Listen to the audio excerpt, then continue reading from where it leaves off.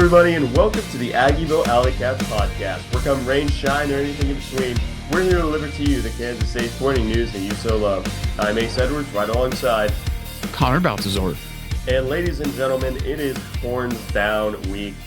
That is the week and the football matchup up against my personal least favorite Big 12 school. That mascot is the Jayhawk, and that is the Texas Longhorns. And, you know, it's a game that means a lot, not only for us as fans, not only for the team in terms of Big 12 standings, but there's a desire to get a little bit of payback for how the game went last year. But before we go into that, we have to talk about their 2021 season. And Connor will go ahead and start you off with the offensive side of the ball. Yep. So last year as a team, they did go 5-7 overall and then 3-6 in conference play. So they did miss a bowl game. They had 2,392 rush yards as a team, 5.2 yards per attempt, and 25 rushing touchdowns, 2,705 passing yards for 7.82 yards per attempt, 62.7 yards, or 62.7 completion percentage, 29 touchdowns, 10 interceptions. They had a third down percentage, 43.75% offensively. That's good for 31st in the country. And then red zone scoring, they were scoring 93.6% of the time and getting touchdowns 74.5% of the time. That's good for 4th in the country. They allowed 26 sacks, averaged 35.25 points per game, and they had a total 423 points throughout the season.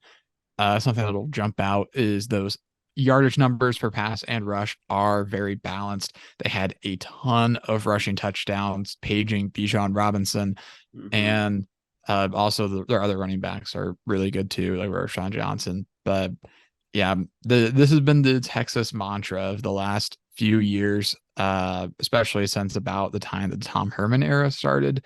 Is they have a very difficult offense to stop because there's just athletes everywhere and they spread you out and make you make plays. Yeah. And like you said, the number one thing there is balance. Even when it comes to yards, yards, touchdowns, everything was pretty balanced between the rushing and passing games. On defense is where they struggled just a tiny lot bit more. They were giving up 31.08 points per game, a total of 373, giving up 2,688 passing yards, 16 passing touchdowns, and then 2,431 rushing yards with 26 rushing touchdowns, a third down percentage of 42.35, which is shockingly close to their offensive third down percentage. And then in the red zone, they were giving up scores 86.3% of the time, but touchdowns 56.9. It was good for 91st in the country. They had 7 picks last year, 11 fumbles forced, 20 sacks with a turnover differential of -3. So, Connor, you and I get to bring back one of our favorite phrases from last year, and that is their run defense is very, very porous. It's very porous run defense last year. We have not really used that much this year. Oh, we haven't. Seems like. But yeah, their defense was not very good last year. And you could say, oh, it was a bend, don't break defense. Technically, you're right whenever you look at their red zone touchdown numbers. But at the exact same time, the bend, don't break defense requires you at some point to get a standard stop and not allow any points. They were not particularly great at that, given the amount of yards that they gave up, sitting in like a cover 4 zone. But they're bringing a number of pieces back from the previous year, and once again, Connor has you for those.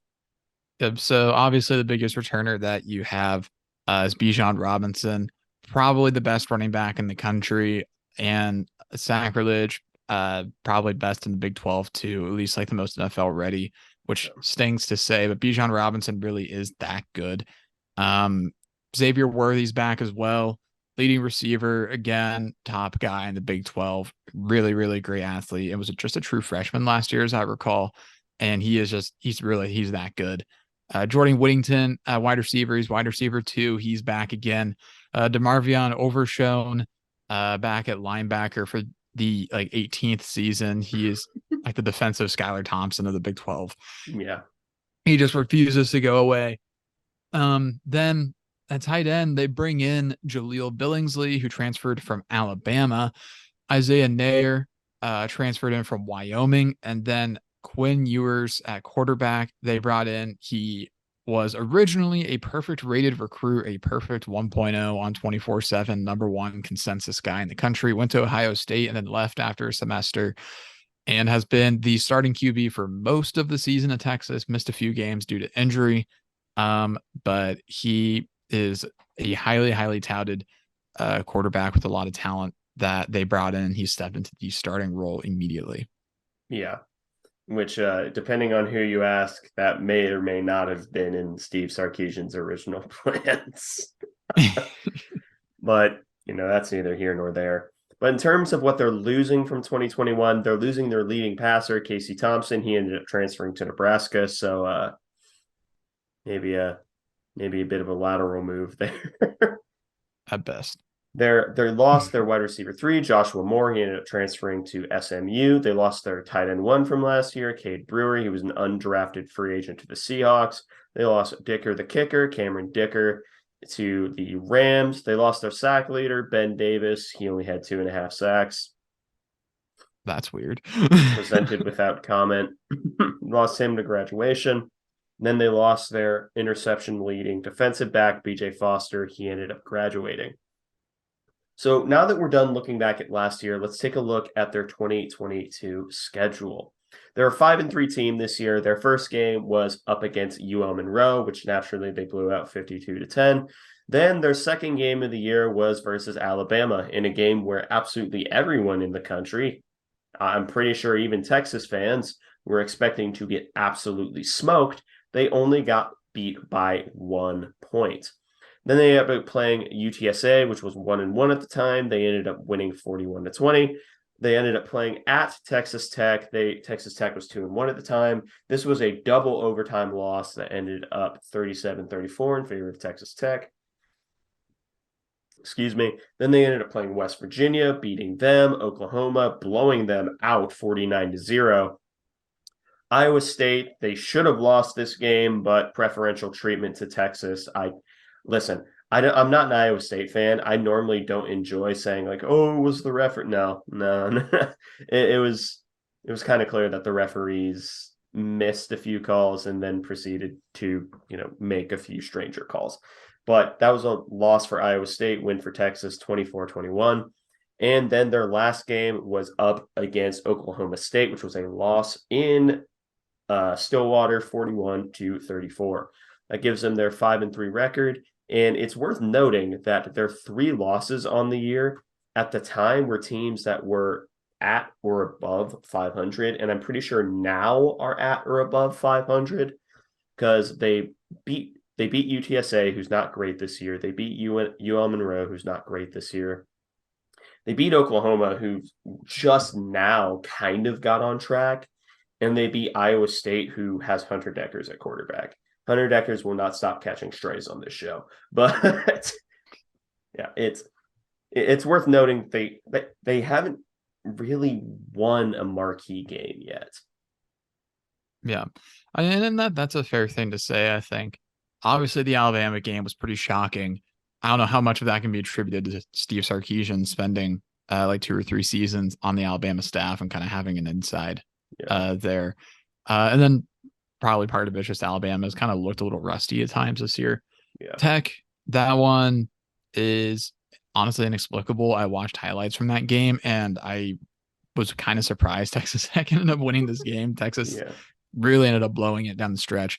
Oklahoma State, they just played a really gritty second half and their defense locked down and they ended up coming back to win that. So yeah, all their losses have been to at least 500 teams, but none of their wins have been overly impressive. So they're kind of a weird team where somehow we're in the month of November and we still don't know exactly what they are. Like they could finish 9-3. They might not win another game. It's kind of like how Okie State was last year, to where like, except for, their non-conference games, they almost lost to Missouri State and then they found themselves in the Big 12 championship. I don't think Texas is that. I don't think they're that. But maybe when you illuminate the 2022 stats, we can kind of dissect from there. Yeah. So 2022, So far, they are 5-3, conference record of 3-2. So they're kind of on the outside looking in for the Arlington race. They're in a three-way tie for third at the moment. Rush yards, they have 1,463 on the season for 5.1 yards per attempt, 2,095 passing yards, 8.4 yards per attempt, 18 passing touchdowns to 6 interceptions, and then 15 rushing touchdowns. Third down percentage is 39.99. That's good for 69th in FBS. Then defensive third down percentage, 41.48. It's 90th in the FBS. So not really great there. So maybe the K-State offense can finally get it going on third down, because even last week they weren't that good on third down. Points per game, 36.38 right now for 291 points for them, and 169 points against them. They have a turnover differential +1, 17 sacks on the year. And then their red zone scoring percentage, defense, they are allowing a score just 77.7% of the time and a touchdown 55.5% of the time. It's tied for 30th in the FBS. And then offensive, they're scoring 88.6% of the time and getting touchdowns 62.9% of the time. That's good for 31st in FBS. Again, another pretty balanced attack here from Texas. And touchdowns, yardage is fairly similar, at least proportionally. And then their scoring rates for preventing scores in the red zone on defense, and then getting scores on offense are pretty similar too, at least in terms of placement. But yeah, we're looking at another very athletic Texas Tech team that gets a lot of yards but can sputter. So this is very similar to a lot of Texas Tech teams that we have seen, except Texas. the difference. Yeah, they're Texas. What did I say? Texas Tech. You said it twice. Oh, sorry. It's This all is good. very similar to a lot of Texas teams that we've seen, except the quarterback talent is significantly higher than it has been probably. Yeah.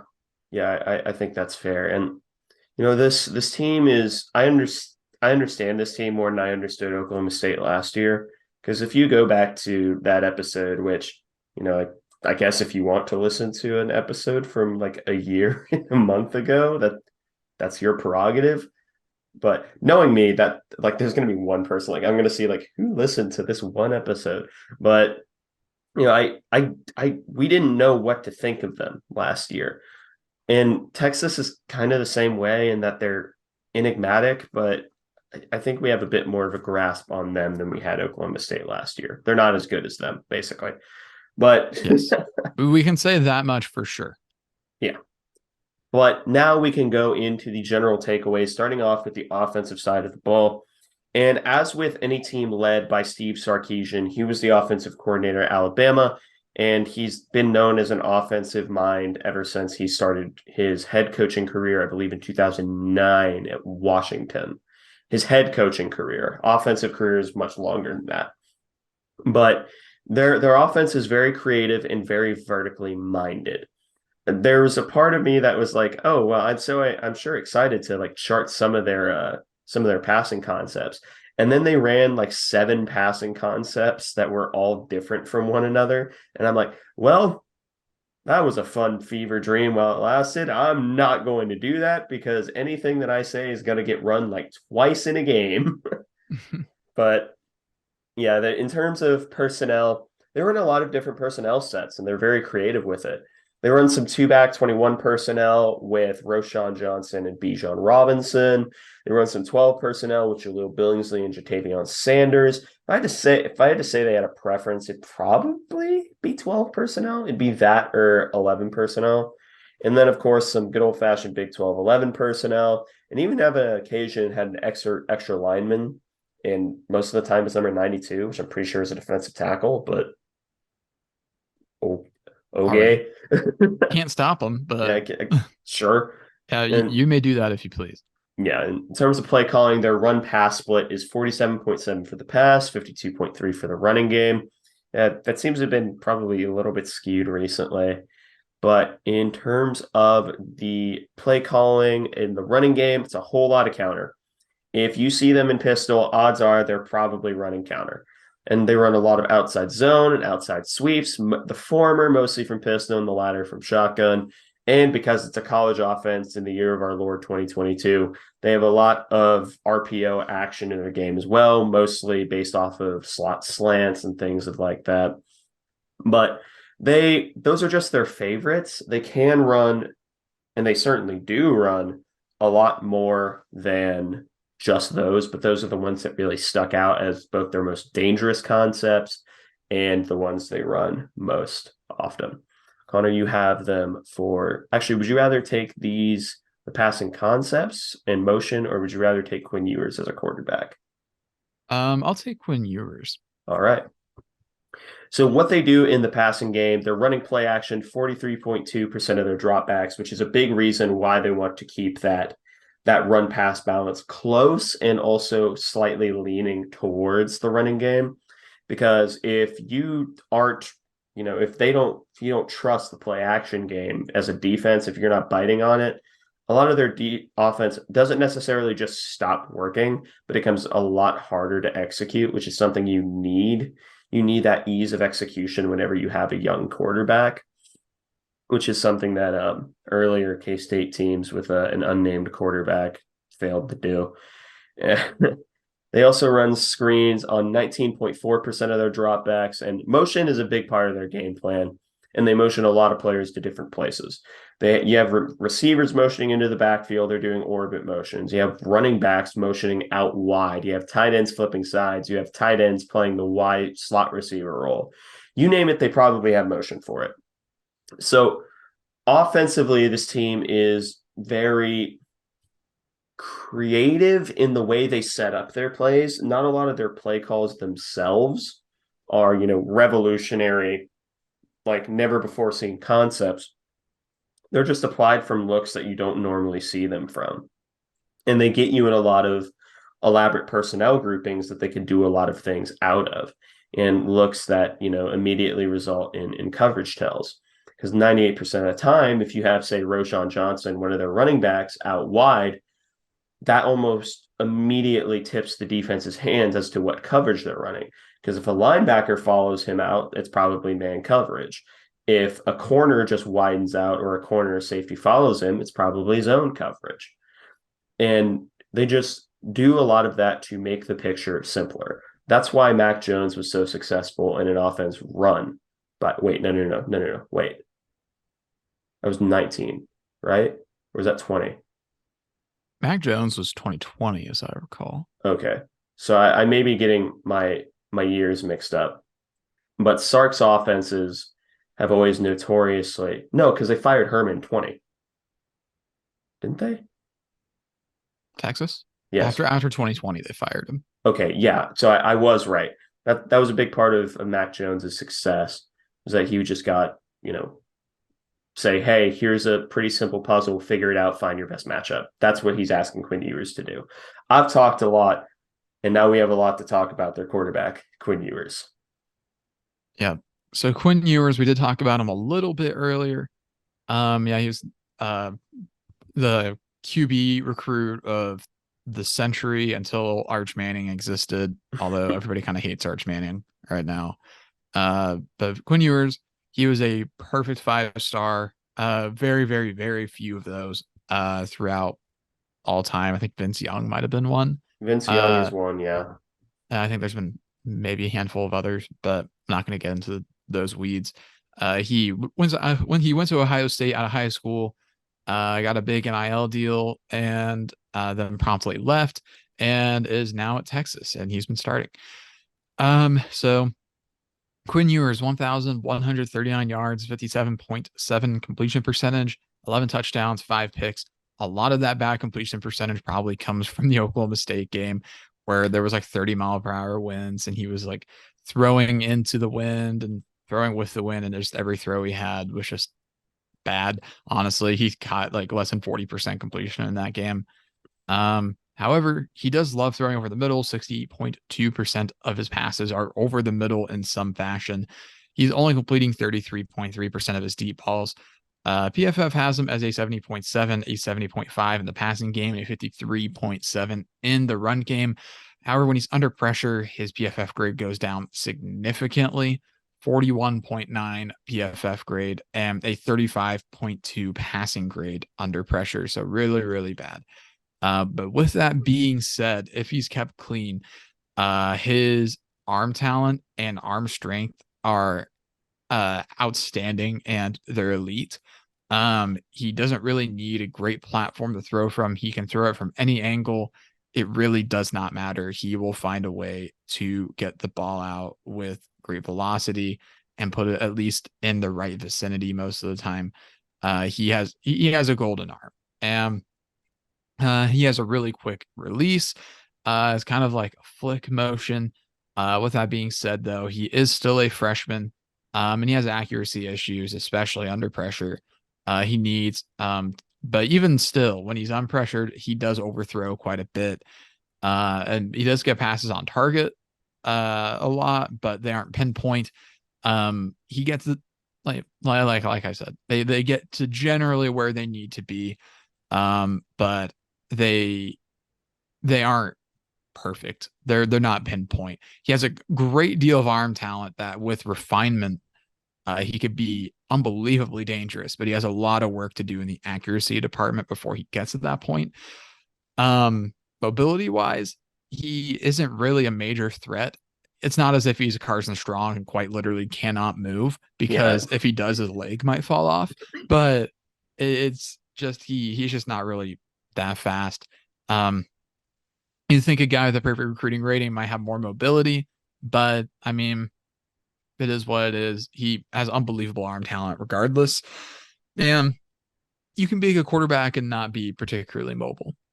So uh is what is there. But processing, again, he's a young quarterback. The accuracy is not quite there, and the processor isn't quite there either. That's something that unless you are literally Trevor Lawrence, it will come with time. Yeah. And you pretty much have to be a unicorn to get all of that immediately. But he is still very hyper aggressive on the football field in terms of trying to get the ball where it needs to go. He is very, very, very confident in his ability to get the ball into tight windows. And he will test pretty much any coverage that you throw at him, any window that you throw at him. He wants to beat you. And more dangerously, he fully believes that he can. And there are many times that he can do that. But not all the tools are there yet for him to be able to do that on a consistent basis. But he is still a very dangerous quarterback in the pocket. So, Yeah. Yeah, the thing is with Quinn Ewers is that he truly does have all the potential in the world because there's not a single quarterback whose arm talent even remotely comes close to Quinn Ewers that we have faced in the climate era. And I would argue that there's maybe 4 or 5 people in my lifetime that I've seen with equal or better arm talent. Better, the only one I can definitively say is Josh Allen, and that man needed time in the NFL to develop. So, Jaron Lewis is another, right? sure. He needs time. He needs Yeah, time. He's got the arm talent. But yeah, Quinn, he's just a young quarterback, and accuracy really is his biggest problem, though.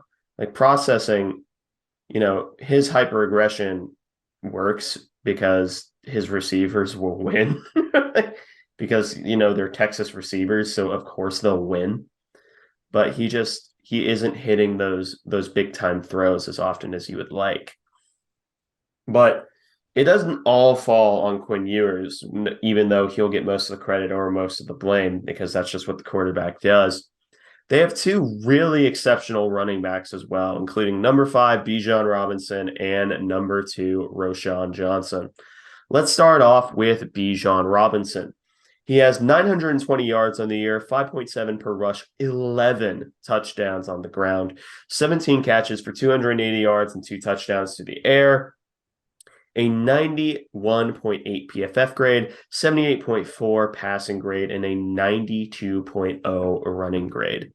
Yeah, so let's not beat around the bush. He's the consensus running back 1 in this upcoming draft for a reason.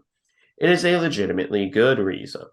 Where whenever you have a running back in college that's getting genuine first round hype, Like, and people are saying, like, even draft analysts and people who say the running back position doesn't matter anymore. Whenever you get those same people saying, yeah, he's a first round talent. Yeah, he's like the number 5 prospect in the country in the draft. Yeah, there's a good reason for it. He's near perfect size for a true bell cow back. He has really good power and contact balance. He's really shifty considering his size, and he's even shifty for lighter and shorter backs. He could be like his shiftiness could belong to like a 5'10", like 195 back, and it would still be impressive.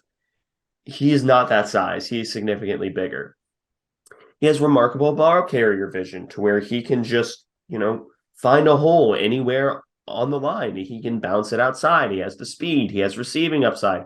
And he's a complete back. He's probably the best running back in the country. He's also probably the corniest running back in the country. In fact, no, he is most certainly the corniest running back in the country because no other running back in the country that I have heard of walked around for a week with a football in his arms telling the student body to try and strip it from him because he fumbled once. You may say that that is commitment to his craft. I say that there is places in Nebraska that are less corny than that. Iowa, perhaps. Perhaps Iowa. Who knows? Iowa's very corny. So I don't know. Does he surpass Iowa in corniness? Yes. That He's reaching Russell Wilson levels. He's not there yet, but he's that's reaching insulting. it. Now you're just insulting him now. There's no need for that on the scouting report. Let's keep it professional here.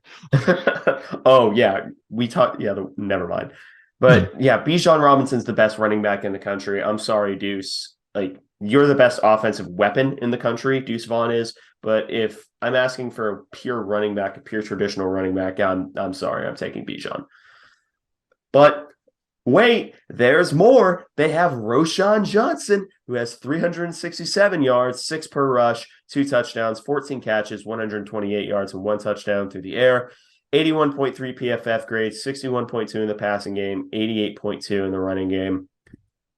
Yeah, he's a monster in his own right. He's just unfortunately behind Bijan Robinson. And I truly believe that he starts on every other Big 12 team except for K-State and maybe KU because they have Devin Neal. But even then, I think Roschon Johnson could probably beat out Devin Neal if it was a 1-to-1 competition. Yeah. With all due respect to Devin Neal, Roschon Johnson definitely clears. Yeah. Like I would take Roschon over every running back in the conference except for Bijan and except then for Deuce. Yeah. Like it's an embarrassment of riches. He has amazing speed and lateral agility. His game. That's his game, and he has some pretty good ball carrier vision. But like the only thing that you could really say about him is that he stops his momentum a bit too often, and he can lose his yards due to that when he's looking for a hole.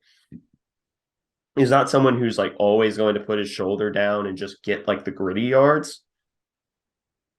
But like when you're as talented as he is, it almost doesn't matter. It almost doesn't matter. It's ridiculous that Texas gets these 2 running backs. And then it only gets worse when you look at their receiving room. Yeah. So I'll go ahead and start here with Xavier Worthy, former 5-star receiver. He's a sophomore now. And he's really, really, really, really, really good. 36 catches, 510 yards, 7 touchdowns, 73.3 PFF grade, 73.6 pass grade, 5.4% drop rate. He is not the best receiver in the Big 12 because Quentin Johnston does exist. He is at least an argument for second. There's other guys. There's probably a pretty solid group of guys in the top 5, like Quentin Johnson, Xavier Worthy, Xavier Hutchinson, Marvin Mims, Bryce Ford Wheaton. I think that's probably your top 5 right there. Yeah. Xavier Worthy, I would say, is at least top 3. And I think there's an argument between him and a few other guys, but he's really good is the point I'm trying to make.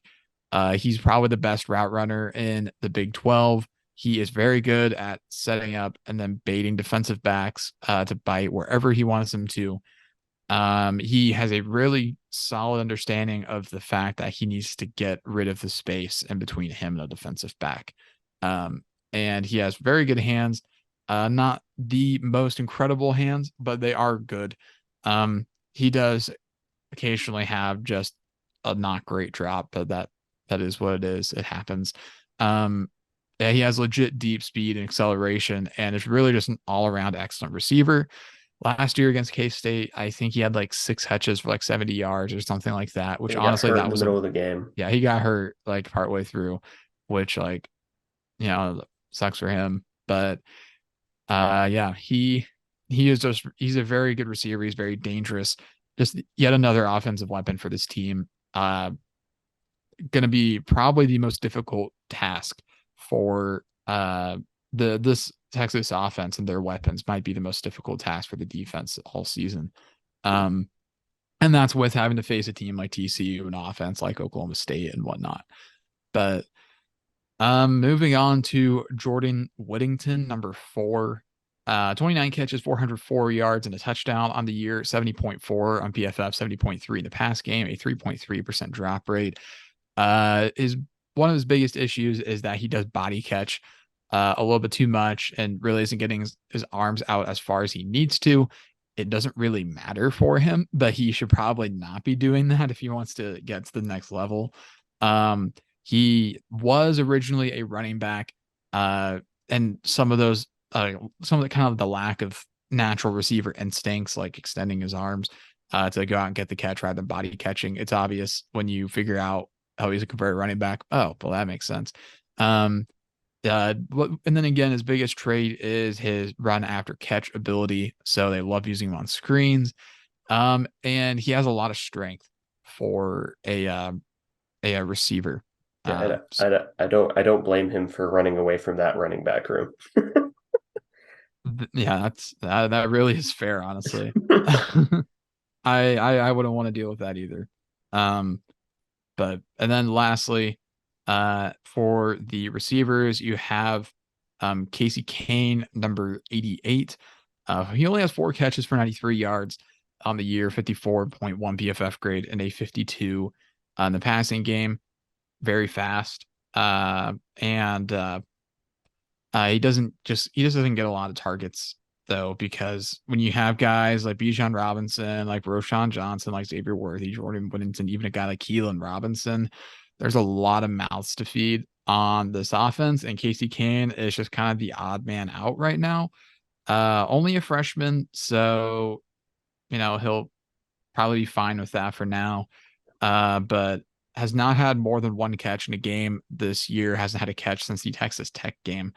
But yeah, he is definitely just, he's on the field, he's there, but he's just not their main guy. They don't look his way as often as they are for like a lot of other guys. Yeah, Not a ton to say about Casey Kane other than he really do be existing. yeah, He which is it's strange because I think he like per PFF he has the 3rd most snaps logged of any true receiver. That is interesting actually. That's kind of weird. One other guy, I guess, in the receiver room is Tariq Milton. He was at Iowa State. I did not know he was at Texas now. I literally just discovered that. He has 2 catches for 40 yards on the year after having 99 catches for 1,500 yards in 4 years at Iowa State. And so he ends up at Texas and isn't really doing anything. Kind of weird, but okay. Surprised he got buried on a Texas depth chart. It really could happen to anybody. Yeah, it could have. But now we can talk about their tight ends room, this is the most that we've had to talk, like to say about a tight ends. Well, actually, firstly on receivers, just a short note is Jordan Whittington is mostly the RPO guy. He's really good on slants. Like he's really good on things that don't require the most finesse. And again, he was a converted running back, so that makes sense. But back to tight ends, they really have 2 that they use primarily. That's number 0, Jatavian Sanders, and number 9, Jaleel Billingsley.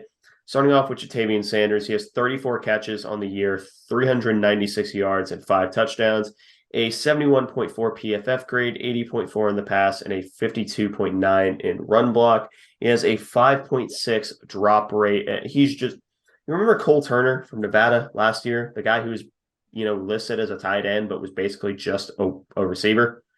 Yeah, that's Jatavian Sanders. Except for Jatavian Sanders is a little bit better as a blocker and can play a little bit of wing tight end. Yeah, he's just a really big-bodied receiver, able to box out the smaller DBs, able to shake out most linebackers in coverage. And he just has the skill set of a giant receiver. He has really good hands, can hold on through contact, even runs routes in a way you don't expect from a tight end. Is he the best tight end that we've ever seen in the climate era? The answer is no, Charlie because Kolar Charlie exists. Kolar exists. Like Charlie, I don't think that we will ever see a tight end against K State that is as ridiculous as Charlie Kolar is. And I think that it is unfair that the Ravens have both him, Mark Andrews, and Isaiah Likely on their roster. They don't need them. They don't need three. They don't need them. They're hoarding them. It really is unfair. It's like me in fantasy quarterbacks. Yeah. Yeah. Yeah, you got me part with two firsts for Daniel Jones. I don't know how you managed that to this day. But but the thing is with Jatavian Sanders is just like a big receiver, his blocking ability is not the greatest. Like as a true inline blocker, his skills aren't non-existent, but they're not great either. But he's just a monster athlete that they play at tight end and expect to get coverage mismatches. Because guess what? When you have a Jatavian Sanders, you're going to get coverage mismatches because he probably runs like a 4-6 from the tight end position, which is insane. Yet again, not fair. Yeah. And then you have Jaleel Billingsley. He's the Alabama transfer. There's not a lot to say about him because he opened the year suspended, but he has a 72.5 PFF grade, 88.7 receiving grade. And he might be a better athlete than Jatavian Sanders is, and that's saying a lot. Because whenever he was playing in Alabama, he was arguably like the best player on the field. And it was stupid. And now he's at Texas. Yeah. And he's only got 2 catches for 33 yards so far this year. But yeah, again, a lot of that just because he was suspended.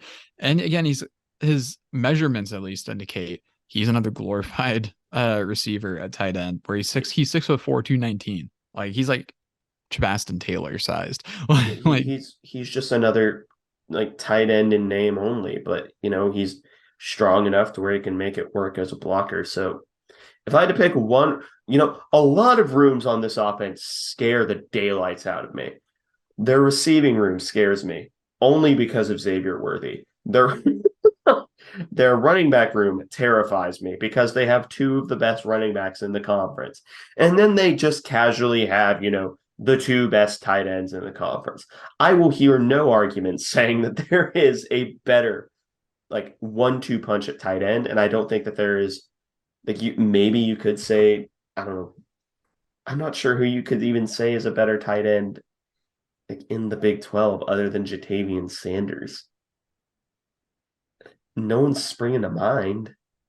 uh at least statistically and volume of production, I don't think that there's a good option like beyond Jatavian Sanders. Yeah. So their tight ends are a collection of freak athletes. So whoever's covering them, be it a safety or a linebacker, needs to really, really be on their game. But now we can talk about my favorite room, which is the offensive line. Connor, you have the left side and the center, and I'll take the right side. Yeah. So first of all, offensive line, they're giving up pressure on 26.8% of their snaps. Only 9 sacks surrendered. Kelvin Banks, number 78 at left tackle, a 65.9 PFF grade, 76.6 pass block grade, and a 58.6 in the run block. He is good at keeping himself working in pass block reps. And once he gets his hands on you, he is very good at keeping you in front of him. He has very good agility as well to mirror finesse rushers. He is very fluid at the left tackle position. So the outside rush is not really something that is going to work on him. Which again, he's only a freshman. He's 6'5", 318 and moves so well. Just an embarrassment of riches in Austin. Uh, His biggest flaw in pass protection, though, is that he seems to be leaning forward a little bit, and he can lean sometimes a little bit too much on the person that he's blocking. So if you want to throw a push-pull move at him, he could be pretty susceptible to that in the pass block department. But yeah, moving on to Hayden Connor at left guard, number 76. He's got a 49.7 PFF grade, a 64.7 pass block grade, and a 46.3 in the run block. He is very grabby. Every offensive line has a grabby lineman. But he does take it to the next level. He is simply built different in the grabby department. He holds on for dear life. Um, he he's not really he's like a very he's like a slightly below average athlete relative to offensive linemen. He's not like a net negative or anything, but he isn't really a great puller though. And he's not really fast enough to be used on outside sweeps either, which is weird because he more often than not pulls on pass block snaps. Um, and in terms of pass protection, he does not like a true power rusher. With him, the low man wins, but if you get at his shoulders, his arms are very short, and you can just kind of long arm him. And then if you really get up in his face, uh, you can make him uncomfortable. If you let him get set up, that is when he's going to really set up shop, and make life more difficult for you. And then another young lineman, he's 6'5", 318, exact same measurements as Kelvin Banks Jr., which is really strange. yeah, that is weird. I didn't catch that. Interesting. Yeah, the more you know. Anywho, then you have Jake Majors, the center, number 65, 63.2 PFF grade, 83.3 pass block grade, 59 run block grade. Um, in the zone game, he's got a bit of trouble keeping up if you challenge him immediately. And that's really his big issue in the running game, is that inconsistency.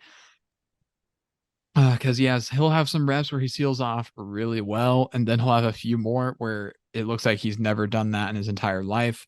Um, and if he has to move laterally very far, it's kind of over for him. That's just not his game. And he's just not very good at it.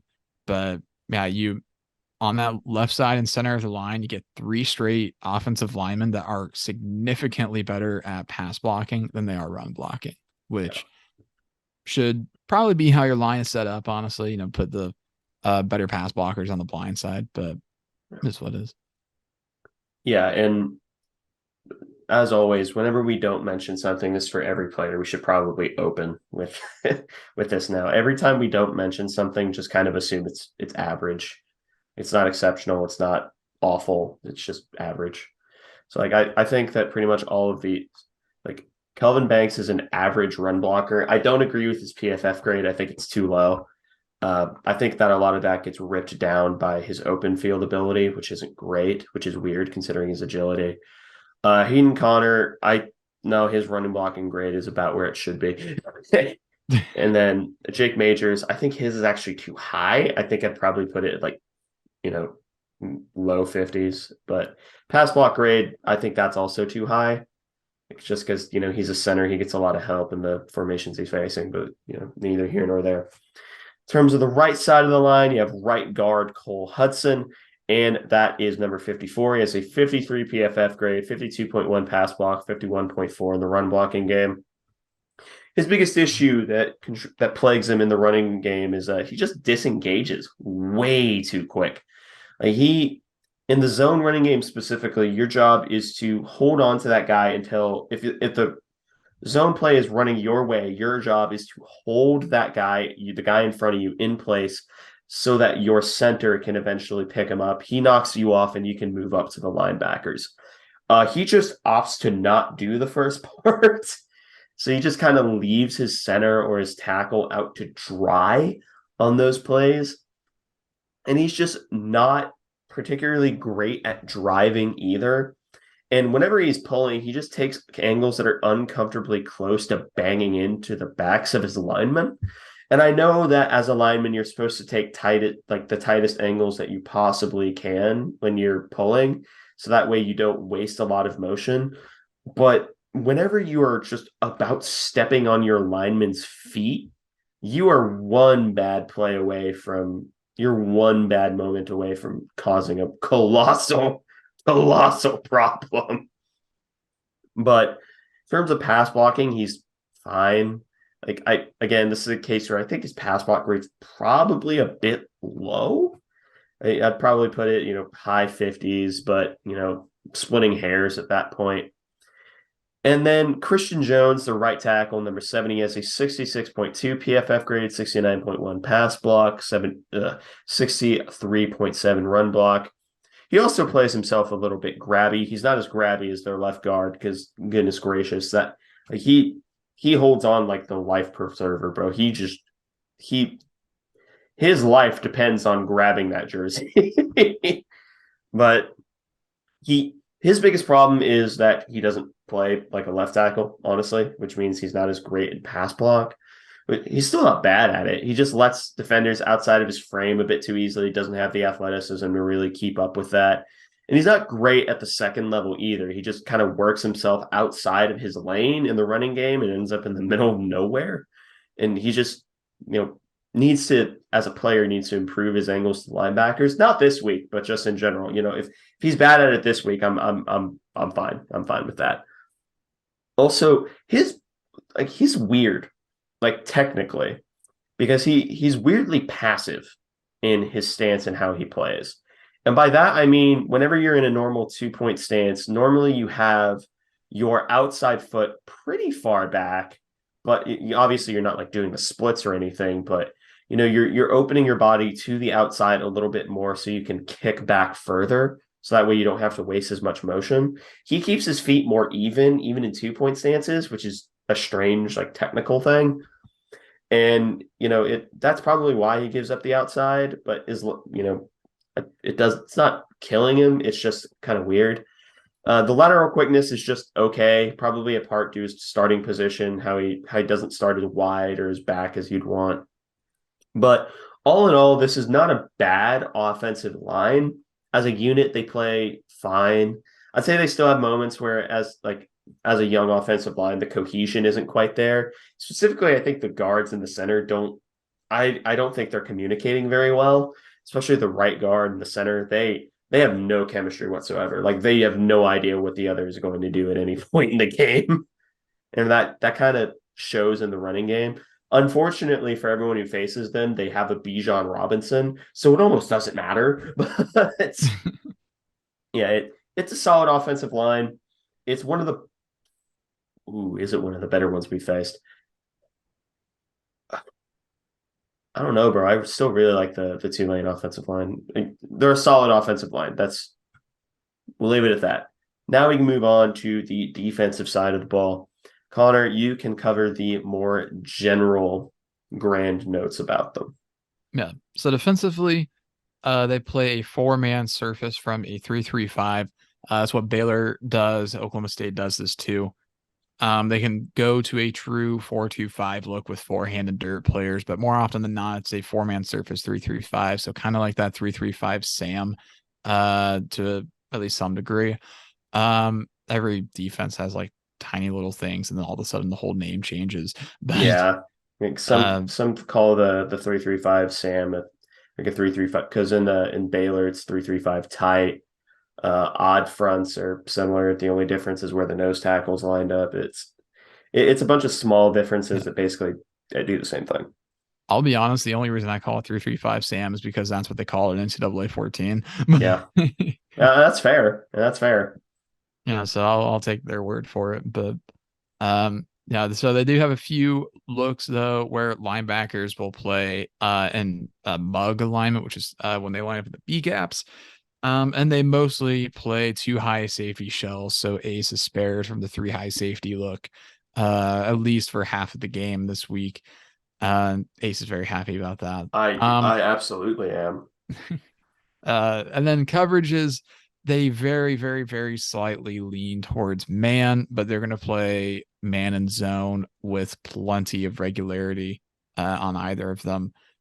So there's not a tendency either way, at least based on their previous film, on what particular way they're going to go. Yeah. So I'll cover their interior defensive line, Connor, because they have a lot. I have a lot to say about the interior. You can cover both edge and linebackers when we get to it. But the first, they have three really big names in the interior off the defensive line. That's T'Vondre Sweat, number 93, DeAndre Coburn, number 99, and Moro Ajomo, number 98. They have a lot of rotation here. Like they'll and everyone in this group can play just about anywhere. They can play nose tackle, they can play three tech, they can play five tech. They can play pretty much everywhere that they're asked to play on this defensive line. And there's more than just people that are here. They have a couple of other defensive linemen. I think one's number 95, but they rotate a lot. They want to keep their linemen fresh, and it makes sense because they're all good. But let's start off with T'Vondre Sweat, number 93. His 19 tackles on the year, 2.5 TFLs, 1 pass defended, and a 78.5 PFF grade, 76.2 run defense, 56.5 tackling, 75.2 pass rush. First thing that sticks out to me is his pad level, because it's teaching tape basically for how he plays in the pad level, because he doesn't have the natural leverage advantage. He's short. He's not short. That's like whenever you hear like, oh, he has a natural leverage advantage, he's short. That's what it means. Yeah, he has a really good pad level, and he's also extremely strong as a defensive lineman. He has a pretty solid rip move. He's able to two-gap himself by keeping his eyes up. He's disciplined in the running game, and he has 2 really, really good pass rush moves. He has a great swim move, great arm over move, whatever you want to call it, and a really good rip move. And he can execute both in the same rep if he needs to. So he always has that counter punch and that counter move ready. Because a lot of what people talk about in pass rush is that first move. Well, if you only have one move, there's not a whole lot that you can do. And if you want like perfect teaching tape for how to switch up your game, even if you're like, granted, you still have to be an athletic freak, and this player is, but just look at someone like Von Miller. Von Miller has made a career of himself by having pretty much, 3 or 4 moves, but the main 2 that he goes through is a long arm speed rush and then a fake stab where he just rips under, which, by the way, that fake stab rip under is still one of the most disgusting pass rush moves in the NFL. And he's like 35. He's like, it shouldn't be allowed, but that's neither here nor there. T'Vondre Sweat's a remarkably good player in both the pass. He's probably their most balanced player because both Keandre Coburn and Moro Ojomo have more specialized skill sets. But I'd say T'Vondre Sweat is kind of like the Goldilocks of them, good in run defense, good in pass rush. Now we can talk about Keandre Coburn, who I would say is probably the better pass rusher of them. But Keandre Coburn has 16 tackles, 1.5 sacks, 3 TFLs, 80.1 PFF grade, 73.1 run defense, 70.1 tackling, and an 84 pass rush grade. And whenever he's in, his main goal is to long arm you because he does have long arms. His entire plan is bull rush, and because he's a monstrously strong human being, it works quite well for him. Like you can tell that he's the power rusher. And in fact, I'm going to correct my previous statement. Sweat is the balanced guy, Coburn's the power guy, and Moro Ajomo is like, well, actually, they're all 3 good. So that comp doesn't make sense. Allow me to contradict myself in the middle of the episode. Hi, my name's Ace Edwards. I'm an idiot. But but Keandre Coburn, his first step is just great. Whenever he's heading straight forward, that is. Whenever they have him slanting, it's not pretty. There are reps where he's a 5 tech, and if he's not heading straight ahead, it's not pretty to look at. He loses a lot of what makes him great whenever they do stunt, which they do on occasion, and that's his ability to get right in your face and punish you for trying to attack him. Because his goal is to catch you off balance, and if he catches you slipping even a little bit, you're gonna be in the quarterback's lap. Like, he doesn't get a lot of sacks because he's an interior defensive lineman, but he's very powerful. And in the running game, his biggest issue is he gives up his shoulders on zone plays. And once he does this, credit to him, he knows he's not going to contribute. So he's just like, oh, well, guess I'm over here now. That's a shame. Oh, why isn't he fighting that? Because there's no winning. But the finally is Moro Ajomo. He has 19 tackles, 2.5 sacks, 5 TFLs, an 89.7 PFF grade, 90.3 run defense, 57.2 tackling, 82.4 pass rush. Notably, he's not the starter. I'll leave that there because he's without a doubt their best defensive lineman. I don't think it's particularly close. And he is, I think he started the first 3 games and he hasn't started the last 3. Um, Fine, whatever. He's their best defensive lineman. And that's because of his absurd power and athleticism. And if you watch the Iowa State game, every single time he was getting doubled, and it was almost like Felix to where it just did not matter.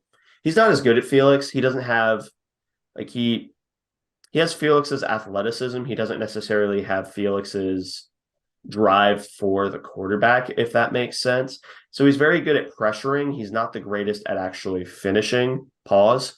But All right. and, and You're he's done. all right. He's plenty athletic to catch up with players from the opposite side. So Moro Ojomo is just a freak athlete who gets a lot of pressures because he's absurdly strong. And that's the key with their interior defensive line is that they're extraordinarily strong. They're not the best line group that we've seen. That's Oklahoma State, but they're the most athletically gifted defensive line group that we've had. So, Connor, I've talked for what seems like 15 years. It's your turn to talk for 15 years. All right. So we've got edge rushers. First up, we've got Ovi Agufo, number 18. So this year he's got 36 tackles, 1 sack, 5 tackles for loss, and a forced fumble. 64.6 PFF grade, a 68.2 run defense grade, 75.5 in tackling, and a 64.7 in the pass rush department. He is fine. And that's it. Yeah. But those are the results. Moving. But he plays himself a bit light in the running game. Um, Partly because he is a little bit light. He's kind of thin, but he's definitely better as a stand-up rusher than a hand and dirt defensive end. He's definitely more of a true edge. He does bite very hard inside on read options when he is the key. And then when he's making contact, he has some wasted motion in his arms where they kind of seem to swing downwards as opposed to punching forwards. So again, not a bad player at all, but he's okay, basically, is what it is. And also at edge, you've got Baron Sorrell, number 88. That's a weird number for an edge rusher. Yeah, it's kind of gross. I don't like it. Don't get me wrong. I love obscure numbers for like defensive linemen. Like I love me like a single digit like nose tackle. Like that makes me very happy. But 88 is just a little strange. No, that's weird. That's weird. So I've got serious doubts about his football ability now all of a sudden. But so Sorrell, he's got 22 tackles on the year, 3 sacks, 4 tackles for loss, and 5 QB hurries, a 69.5 in the PFF overall grade, a 74.8 run defense grade, 52 tackle grade, and a 63.2 pass rush grade. He's got a very explosive first step. However, when that first step doesn't immediately work, he's kind of comes off as a little confused and just kind of tries things with no end goal. And he's a great force player in the run game, considering how well he holds his own ground. But then again, back to his pass rush, he's got a few reps per game where he really just takes a snap off, honestly, is the best way to put it. He has an equal amount of reps though where he gets upfield too quickly. And when that happens, he can be baited off sides fairly easily. But with that being said, though, he is still a good pass rusher, despite occasionally having maybe motor issues. He is considerably better in the pass rush than Gufo is. So he probably should be rated higher than he is. But that's it for the edge rushers. We move on to linebackers now. We have number 41, Jalen Ford. He's got 72 tackles, exclamation point, 2 sacks, 7.5 tackles for loss, 1 interception, and 2 forced fumbles. Got a 63.9 PFF grade, 67.6 in the run defense, 55.3 tackle grade, 57.4 pass rush, and a 60.1 in pass coverage.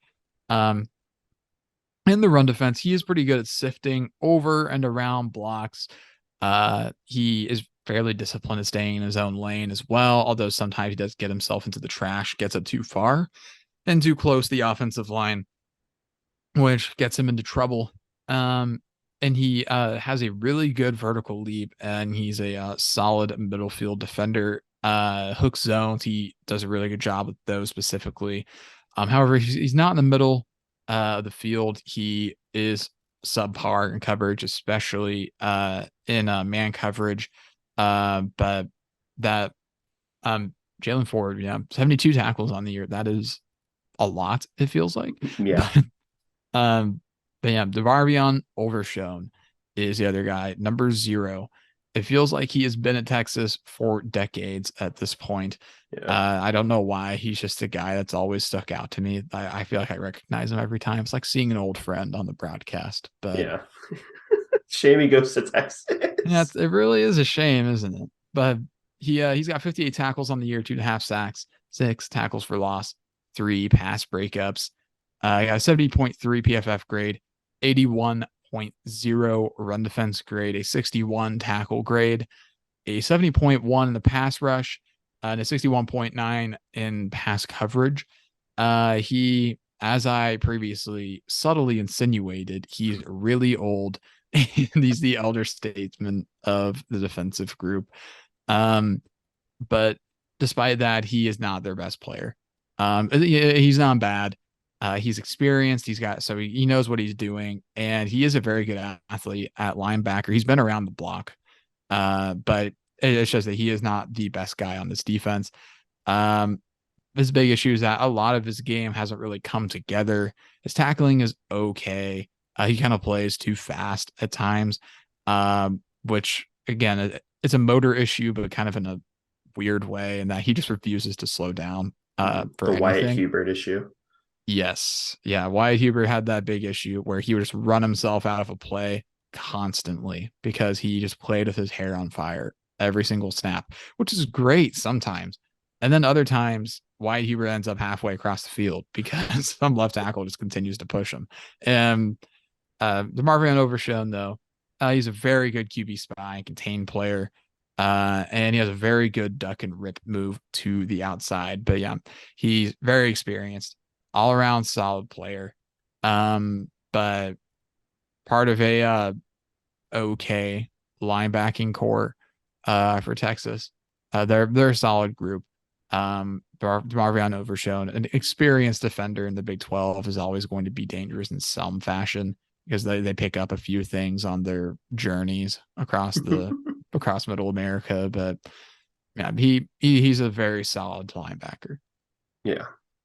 So next up are their cornerbacks. Number 6, Ryan Watts. Number 5, Deshaun Jameson. And number 23, Jahdae Barron. Jahdae Barron's their slot guy. But starting off with the outside is number 6, Ryan Watts. He's an Ohio State transfer. He has 31 tackles on the year, 1 TFL, 1 pick, and 3 pass breakups.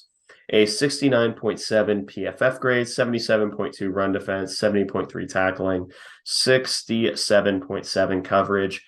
His biggest issue is that he just does not defend in breakers. He just doesn't do it. He's very bad at it. He just gives up that outside leverage way too quickly, even whenever he's playing in like a press alignment where he's head up on the receiver. Like he'll get hands on and then just like, all right, well, I guess he can have the inside. I did my job. He's not going up the sideline, so fine, I guess. But in terms of his press coverage, he just kind of soft shoes, which means he's not looking for that insane jam where he's looking to knock you off your route, disrupt the timing. He's just making you really uncomfortable, and he's going to make you try to make a move, and that's going to be the way he disrupts your timing, not with a powerful jam, which it's a safer way to play press coverage, but it's also a way that has, doesn't do as much. But the thing he's weirdly good at is he's weirdly good at blitzing. Like he's an insane blitzer when it comes to like cat, which is cornerback blitzes. Like, and because of that, he's like probably one of the best run supporting corners in the Big 12. In fact, I'd kind of put him and Julius Brents on the same tier, but in different ways. Julius Brents is good because he's willing to put his nose in it and play the force. Ryan Watts is really good at it because he's quick and knows the precise angle he needs to take on a blitz like that. But yeah, in terms of coverage, the in breakers are really what kills him, and just it's tough as an outside corner because you want to make sure that you don't get burnt up the sideline. It's kind of your number one priority, but he gives up the in breakers way too much. Then you have Deshaun Jameson, who has 20 tackles, two TFLs, two picks, seven pass breakups, a 76 PFF grade, 70.8 run defense, 59.6 tackling, 77.7 coverage grade. And his biggest thing is he's a bit slow whenever he's flipping his hips to cover deep routes. So I think that if more teams ran more double moves against him, he'd probably bite against it because he's just that kind of player to where like whenever he flips his hips, he's not the quickest to turn around. And whenever he's searching for the ball, he can kind of lose his receiver and where they are, meaning he doesn't keep his hand on. He's not feeling where the receiver is going to go whenever he sees the ball. He's definitely a guy who's going to try and ball hawk. But that being said, this is like the third week in a row where the cornerback two is the best corner on the team because Josh Newton was the best corner for TCU. Jabbar Muhammad was bad for Oklahoma State. So by default, whoever their cornerback two was better. And now Deshaun Jameson is better than Ryan Watts, which is, but neither of them are bad, but Deshaun Jameson has the upper hand. And finally, their slot defender, Jade Burden. He's the slot guy, like I said. He has 48 tackles, 5.5 TFLs, two picks, and one forced fumble. These are like Julian Love's whenever he was at Notre Dame numbers. A 71.5 PFF grade, 72.9 run defense, 71.3 tackling, 68 coverage. He's not easy to block. He's not a person who's very easy to block by corner standards because, he's just going to play physical. He's going to play fast. He's going to try and bust past the block. He'll meet the block head on and then beat you to it. And his biggest thing is his aggression. He plays with a really, really hyper aggressive play style for a slot defender, in that if he sees an outbreaker, he's immediately going to go for it. In times, it kind of seems like he's abandoning a coverage responsibility for it. I don't like full disclosure, I don't necessarily know precisely what their coverage philosophies are because I'm not on staff and every single staff has different philosophies. But he's very, very aggressive from the slot position. And if you throw an outbreaker, you need to be careful because he'll be right there. You can't throw an inaccurate outbreaker against him. But when he's outside, which is admittedly happens a few times, wait, like one time I think is way too many. He takes the slot play style and applies it to the outside. And I know that slot corner and corner are technically the same position on a depth chart. It's not the same position. It's not at all. Like slot corners have to play a lot more laterally. They have to be more twitchy. The outside corners have to be faster and longer and more vertically oriented. Whenever he's outside, he doesn't transfer that. He plays more laterally than vertically. But, considering he's mostly the guy in the slot, that's a forgivable mistake to make. Yep. I have nothing to add. Yeah. So moving on to safeties, you've got two guys. The first of which is number 28, Jaron Thompson. He's got 51 tackles and 6 passes broken up this year. 75.6 on PFF and 83.3 run defense grade, 80.8 tackling grade, and a 71.4 coverage grade. He has absolutely excellent reaction time when diagnosing plays. And his speed and agility go right with his eyes as well. It is really strange that when you pair those two things together, that he does not have an interception. You would think that with excellent speed and agility and great reaction time, he would have a pick. He somehow does not, and we're not starting it this week, knock on wood.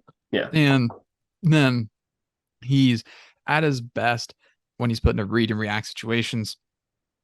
He's not bad when forced to play particularly heady and thoughtful defense, but he just really does a lot better when working purely on instinct because he's just really good at that and his instincts are really sound. And then other than Jaron Thompson, you have Anthony Cook, number 11, 44 tackles, 2.5 tackles for loss, 2 pass breakups, and 1 forced fumble. 70.9 PFF grade, 64.6 run defense grade, 59 tackle grade, and a 72.5 coverage grade. When he is in the box, he's a bit of kind of the odd duckling out. He do be there. Yeah. He wants to play in the neutral area between 3 different roles, and he doesn't really fulfill any of them properly. That's the 3 roles in run defense. Yeah, so he just doesn't really fill that particularly well. And when he's asked to tackle in open space, a lot of his game relies on big hits because he's wanting to come downhill and hurt you. However, this again leads to like a few other defenders, it leads to him overrunning the play sometimes, just kind of playing with his hair on fire when he's coming in to make a hit, and he might just run right past you. So, Yeah. but he's a solid safety. Both these safeties are pretty good. Jaron Thompson especially is very good. But Cook isn't bad, but just does some things that probably need to be refined. Yeah. So in summation, if I had to rank the positions, Connor, feel free to give your own rankings. It'd be best is interior defensive line, second best is linebackers. Very, very close would be edge. Fourth would be safeties, and then in last for the defense would probably be corners. At first, I thought you were ranking the entire team, No, no, and I no. was like, "Why are running backs Why not?" are running backs not first? No, no, no. I was just talking Where defense. running back? Where running No, back? Where where Bijan? running? Yeah, where Bijan, Roshan, Keelan Robinson, like where's that? But anywho, no, yeah, I think the interior defensive line here is definitely the best unit. This team. I don't really think there's any doubt about that. I'm not going to go through and rank the rest of them, but there is no doubt in my mind that the interior defensive line is the best unit. They are definitely the deepest, if nothing else, on the defensive side. They're very, very impressive. Hayden Gillum, Cooper Beebe, and Hadley Panzer are going to have their work cut out for them this week. I imagine there will be a lot of double teams, depending on who is there in the middle, trying to push guys maybe over to Beebe. But yeah, there's a lot of guys that can really wreck the middle of the offensive line that'll line up there. So it's going to be important to establish yourself early against them. Yeah. Also, their entire defense kind of has a tackling problem to where it's not just one particular player that's not great at it. It's just kind of collectively where you have a bunch of individual pieces that in theory are okay, but for some reason, whenever they come together, they can't quite put it together. But that's always Texas. And I'm not just saying that because it's a narrative. I'm saying it because it's true. But that's the scouting report. Now we can go into the stories to watch going into the game. First and foremost, this is the second week in a row we've had this question. It's gotten more difficult every week. Who starts at quarterback for K-State? That is a great question that I have been grappling with the last few days. The answer is still a resounding I don't know, and media availability didn't really clear it up at all. No. It I'm gonna lean Adrian this week, but I I'm still not really I don't have any conviction behind that at all. I'm just saying it just to say something really, but I I can absolutely see a scenario where Will Howard is the starter this week and the offense really does well. Um, I I can definitely see though where Adrian could be really useful for this offense, uh, in establishing a um read option attack and having some counter punches to open up the defense a little bit more, open up the offense, I should say, a little bit more. But I I lean Adrian, but I have no conviction behind that. I don't have insider information. If I did, I would not tell you, but I don't have insider information. I that's just guessing. Because I mean, last week everybody on the planet was convinced that Adrian was starting up until about 10 minutes before kickoff. So Yeah, I mean, we are probably we may not know until kickoff until after kickoff. So, yeah. but what do you think, Ace? I I'm like you in that I don't really know. I'm leaning towards Adrian because that would be my preferred person to start this game in particular. And the reason why is because this Texas defense does not operate well whenever its initial structure breaks down. And conveniently enough for most defenses, the defensive structure breaks down the same time the offensive structure does. And I think as a player, that is a big fly that is on my monitor. That I don't want to hit it because I don't make noise, but I'm just staring at it now. But um, outside of structure, Adrian Martinez is the better quarterback. However, it would be awesome to let Will Howard have the Texas revenge game with a competent offensive coordinator. Someone in particular is now face palming that I said that. However, it is the truth. But um, I'd prefer it be Adrian, and I think it will be Adrian. But I can make myself okay, and I think we have a good chance of winning with both of them. I just think it is a marginally better chance with Adrian. Yeah, yeah, I kind of agree with that. I do think that we have a good shot with either. Adrian does bring a different dimension to the game, although of course the passing game will probably suffer a bit with Adrian in instead of Will. But I don't know. There's not much that I feel like we can say about this issue that's really constructive, at least right now as things stand. But I'll go ahead and move on to the next question. So the environment this past week for the Oklahoma State game was absolutely excellent. It was one of the louder games that we've had in quite some time, especially earlier in the game. Even then, the crowd still was pretty good down the stretch for it being such a blowout. But I mean, when you have a 35-0 game at half, people are going to not be as into like distracting the Oklahoma State offense because it hardly Yeah. matters at that Yeah. point. But still getting 51,133 in. Another sellout for a sold out season at this point. But that's a lot of words to basically get to this question. Uh, does the environment against Texas match the previous week? Yes. In fact, I think in a lot of ways it exceeds it because, yes, if you want to look strictly at rankings, the Oklahoma State game was the bigger game. However, I truly believe that everyone in Manhattan, Kansas hates Texas more than they dislike Oklahoma State. And I think that this has the opportunity to get just absolutely nasty as an environment.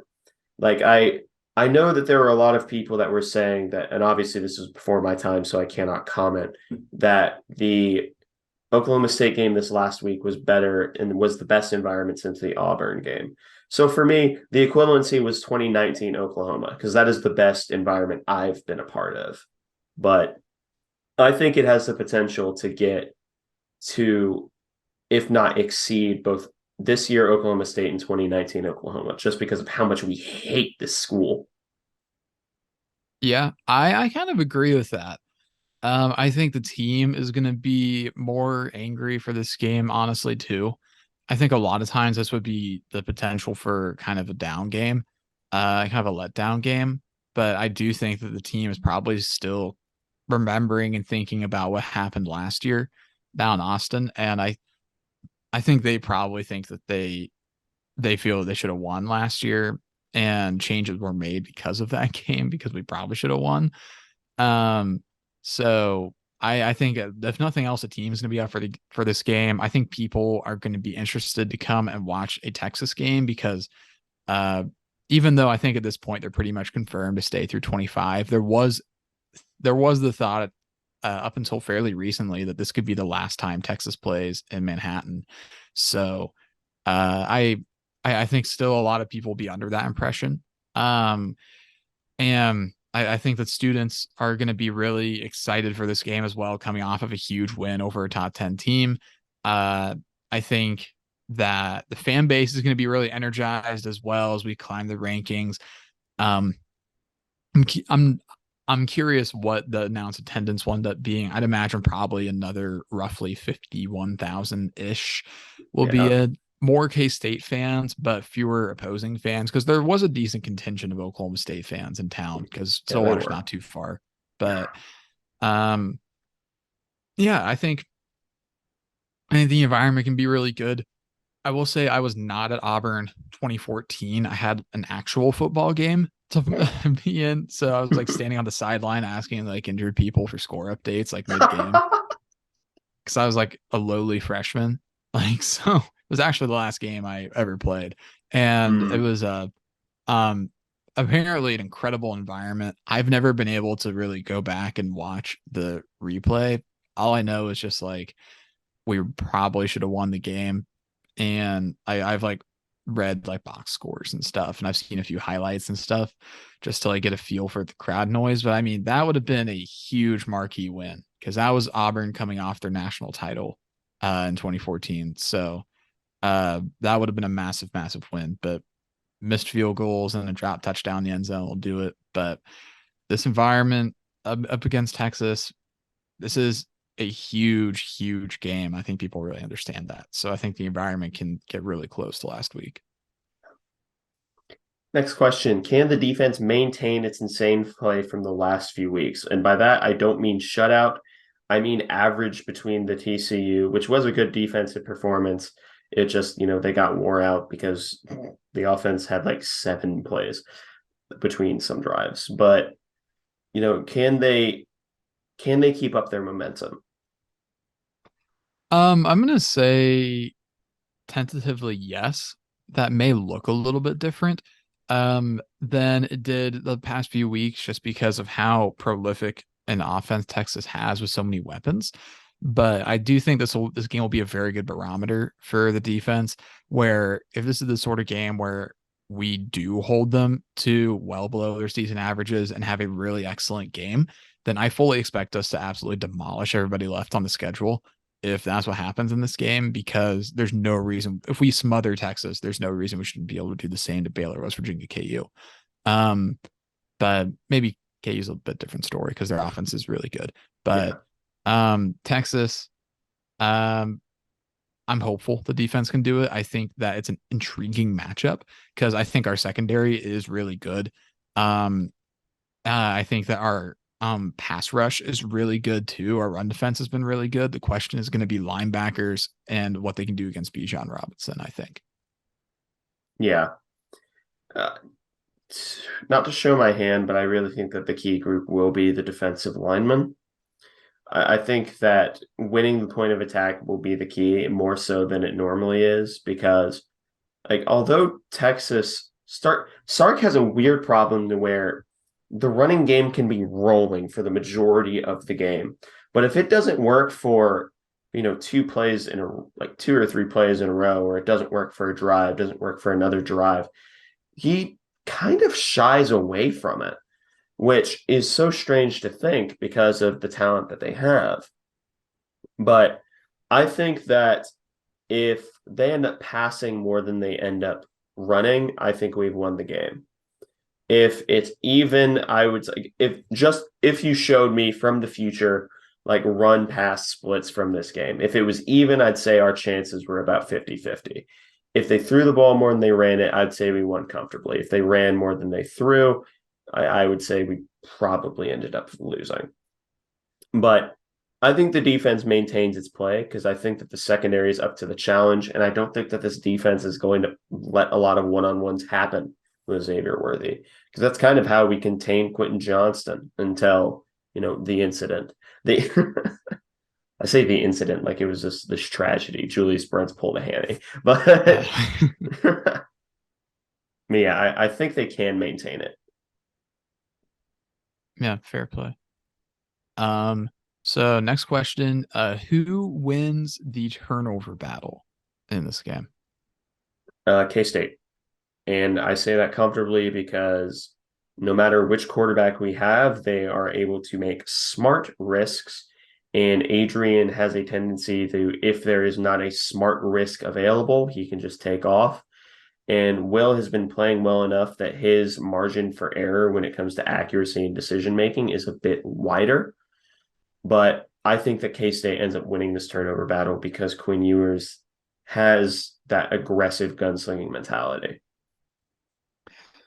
Yeah, I'm with Case. I'm thinking K State wins his turnover battle too for pretty similar reasons because Adrian Martinez has still not thrown an interception this year. Will's only thrown one, and it was in fairly understandable circumstances, so I don't really hold it against him. I think that K State, if nothing else, has shown this year offensively that they intend to take care of the ball. I mean, we rarely ever turn over the ball this year. I mean, we fumbled like 3 times maybe I think. and lost the ball, like threw a fumble 3 times, thrown 2 picks. So I feel that we win the turnover battle. I think that Ewers throws a pick and we get a strip sack at some point, maybe. But we shall see with that. But I feel comfortable picking K State here just because they've been so consistent in this regard and winning the turnover battle. Yeah. Can K State's defensive line make Ewers uncomfortable? I will tentatively say yes to this question. Mainly because we still haven't seen an offensive line find a way to fully contain Felix without holding, basically. So I think that we can find a way to make Ewers uncomfortable. We'll bring pressure, um, probably quite a bit, and find a way. Um, I, I'm interested to see how Eli Huggins does this week. I think he'll be a key factor. Um, and then also the second edge or the second defensive end, and then Khalid Duke are going to be really big factors. I've now named everybody that will be rushing Twin Ewers. um, Hey, you didn't but name Dez in case Dez gets snaps. Desmond Purnell will be a key factor in the pass rush this week. But yeah, I think that we stand a good shot because until somebody proves that they can really fully neutralize Felix to the point where he's not even getting pressure, I will simply believe that he will get pressure. Um, and then we have other weapons as well that can get to him. Yeah. Yeah, the Did next you answer question. this? Did you Oh, answer wait. this Well, the question? answer is yes. The answer is yes. I don't have anything else to say if the answer is yes. Fair enough. Okay.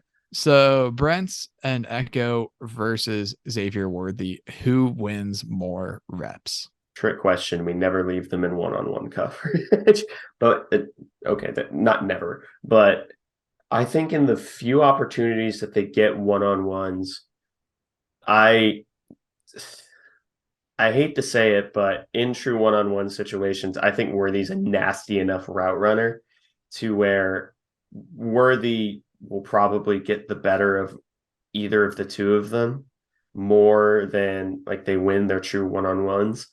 But I think Kleinerman is well aware that although he has the best corner duo in the Big 12, like he knows that there's still human corners on planet Earth and they're occasionally going to get beat in one-on-ones. So I think there's pretty much going to be a bracket on Xavier Worthy everywhere he goes. Yeah. Nothing much to add to that. Xavier Worthy will probably not be walking alone at all in this game. Somebody's going to be following him in some fashion. I don't know, probably Brent's, honestly. Maybe Echo because he's a little faster. We'll see. Maybe we'll just throw Jacob Parrish out there as a sacrificial lamb. I don't know. But I prefer we did. I would really prefer we didn't do that. if Not nothing because I else, think Parrish is bad, but because that's tough. That is such a yeah, tough ask.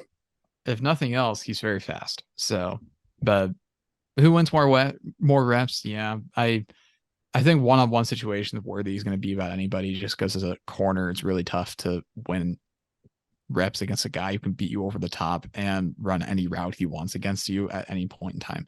So Yeah. it's yeah, that is a big ask. But yeah, I think you have the last one. Yep. Finally, how does K-State plan to play against the running game blocked by Bijan Robinson and Roshan Johnson? Carefully. I was about to say something on that line. It was I was specifically going to say is I hope that they slow play it. Because I think that's something that really bit them against Texas Tech for a while was they were just being way too aggressive in that regard. We might see more Jalen Pickle on obvious running downs because of that, just because he is kind of the run stopping defensive end. Yes, I'm stereotyping because he's big. Um, but he I think we see that a lot. Nick Allen has, if nothing else, proven himself to be a very reliable tackler. Austin Moore has been excellent this year. We have guys that can tackle Bijan or at the very minimum slow him down and wait for reinforcements to arrive. So there is a path to victory with Bijan. Will we find it? Maybe. The victory with him is honestly under 100 yards and maybe just one touchdown, but and don't let them like beat you in the passing game because we don't need to open that can of worms. I mean, like there's already enough to deal with in the passing game. Yeah. But uh yeah, I'll say slow play and just get hands on them and hold on for dear life and wait for somebody else to get to them too to help you bring them down. Yep. So now we can get into projected offensive and defensive MVPs. For me, offensively, it's been the guy who's given Texas headaches ever since he's got here, and that's Deuce Vaughn. Fair play. I don't have a good read. Their linebackers cannot cover Deuce Vaughn. Their safeties will overrun Deuce Vaughn, and frankly, I their defensive line is very, very good, but there's only so much that they can do, especially with how like the running style Deuce has. Yeah. I'm going with whoever the quarterback is, whether that be Will or Adrian. I know that's cheating because that's two people, but we do not know. So I'm just rolling with whoever the QB is because I do think that if it's Will, he could be primed for another really good performance through the air. And Adrian, I think, could really do a great job, assuming that we're able to run a lot of read option and QB power to the outside and avoid the interior too much. I think that Adrian Martinez could have a great game on the ground in this game and get some nice passing plays in as well. So I'll say whoever the quarterback is, regardless of whether it's Adrian or Will. And you can go first for defensive MVP. Yeah, I'm also going to cheat here because I said initially Julius Brents. I have changed my mind in the episode, so I'm making an executive decision. I'm going to say Austin Moore now, just because I realized at one point that I said like I naturally came to the conclusion that linebackers were going to be super important in stopping the run because they are, and I was like, oh, maybe I should pick a linebacker for my MVP instead. So Austin Moore's my guy here. He's been absolutely phenomenal. He finally getting the respect that he deserves, and he has been very clutch on late down and short yardage to go run plays. And we're gonna need that this week. We're gonna really need Austin Moore to step up and find a way to at least slow Bijan down. And I Austin Moore's been up to the challenge with everybody else so far this year. Bijan is the biggest challenge that he will ever face, probably. So I I salute you, Austin Moore, but we need you bad, buddy. So I'm rolling with Austin Moore. Yeah. I'm going to go Eli Huggins because their interior offensive line is not that great. And Eli Huggins is one of the better nose tackles when it comes to fitting the run. And that's something that their center and especially their right guard have a lot of trouble with. So I think that Eli Huggins takes a lot of advantage of the bad trade-offs they have. because I think that Sione Asi is worse than Eli Huggins. Sione Asi is very good. He's Oklahoma State's nose tackle. And Asi was taking advantage of it at times. And I think Eli Huggins is better equipped to do that. So I think that Eli Huggins has the potential to, he's a nose tackle. You don't think of them as having big games. I think he could have a louder game by nose tackle standards. I could see a world where he ends up with, 2.5 TFLs this game. And then, of course, finally, score projections. So I am cards on the table. I am fully unconvinced by this Texas team, and I'm not sure if it's shown throughout the scouting report whenever we're both reading it, but I'm not convinced by them. Yeah, yes, they have all the talent in the world, and they always have been. And honestly, it seems like they could put it together at any second, but I don't think they will because they haven't done it yet. And the closest comp game that I could see is the Iowa State game, which was a 24-21 loss with the assistance of some ref ball thrown in. I think we're a better defense than Iowa State. I think we're better equipped to specifically handle what Texas wants to do.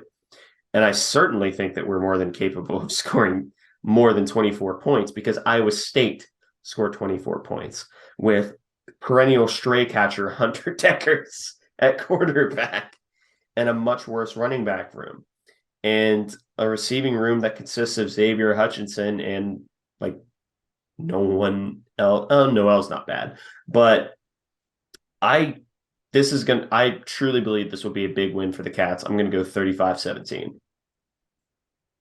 I'm rolling with 38-28 K-State in this one. I think the offense has another successful day. I do think that Texas's offense is going to they'll get theirs. They'll get a few plays. I think K-State controls most of this game, but Texas does make it closer late. Kind of similar to Texas Tech game, but I'll say, yeah, 38-28 Cats. In a game that K-State never really is truly threatened in. Because somebody's going to have to thoroughly beat this defense healthily for me to believe that it can like really be done consistently. And hopefully Daniel Green is back this weekend. I'm not holding my breath, but he would be a huge help if he was. Just as another athlete in the middle, I think he'd really match up well with Bijan Robinson. Yeah. But yeah, that it's a big game, really important game because if we win this game, I would almost, obviously I'm not on the team, so I can say this. I would pretty much punch our ticket to Arlington if we won this game. Because it's right now it kind of seems like a three-team race because it's TCU at the top. TCU is still a good team. There's K-State at number 2, and then the fight for third place and fight for second place is between Texas and Oklahoma State. Oklahoma State holding the tiebreaker and K-State holding the tiebreaker over Oklahoma State. If we beat Texas, we hold the tiebreaker over both of the schools that are challenging for number 2. So provided we do not vomit all over ourselves in the last 3 games of the year, our chances are astronomically high. That's what this game means. And it means a lot to the players as well, because you alluded to it earlier. Oh, yes, they remember. They remember last year, and I guarantee you they have not let it go. They're hungry. They want this victory more than they want, I think, maybe just about any other victory on the schedule except maybe KU. But you have any final thoughts before we let it all go? Yeah, I'm hoping for a incredible environment this weekend.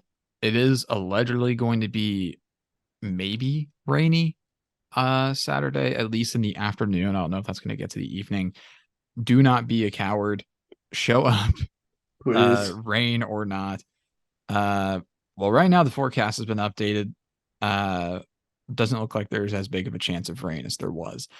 So, in fact, the Apple Weather app. So, if you want to get mad at someone, get mad at Tim Cook, I guess. Apple Weather app is not noting a chance of precipitation Saturday anymore, just Friday.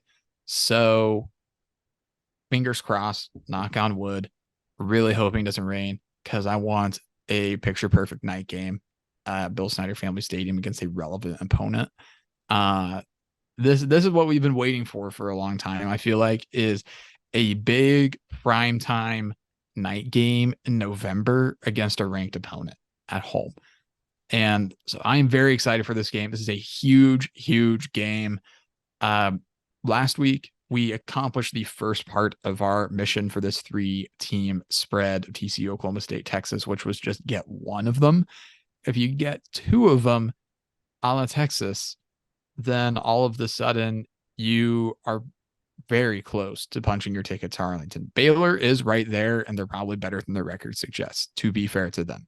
Yeah. But you beat Texas, all you got to do is take care of business down the stretch. And so don't look too far ahead yet. But Texas is a huge game with postseason implications. So if you have the opportunity to be there or be square, I guess. But I am really looking forward to this game. I am as well. We hope to see you all there, but for now, thank you for listening to this episode of the Aggieville Alleycats podcast. If you want to follow or contact the show, we are at Aggieville ACats on Twitter. That's capital A, and capital C in cats. If you want to email the show, we are AggievilleAlleycats@gmail.com. If you want to follow us on a more personal note, I am at AC Edwards00. I am at Connor Baltazar, capital C, capital B. And if you want to support the show financially, please be sure to check out the official Aggieville Alleycats merch store with a design that, since basketball season starting, you may want to grab it. It's the staff-approved Doomtang Clan shirt alongside designs like Play Sandstorm Cowards and Neon Alleycats. But most importantly, thank you all for listening to this episode of the Aggieville Alleycats podcast. Where come rain, shine, or anything in between, we're here to deliver to you the Kansas State sporting news that you so love. Stay safe, Alleycats.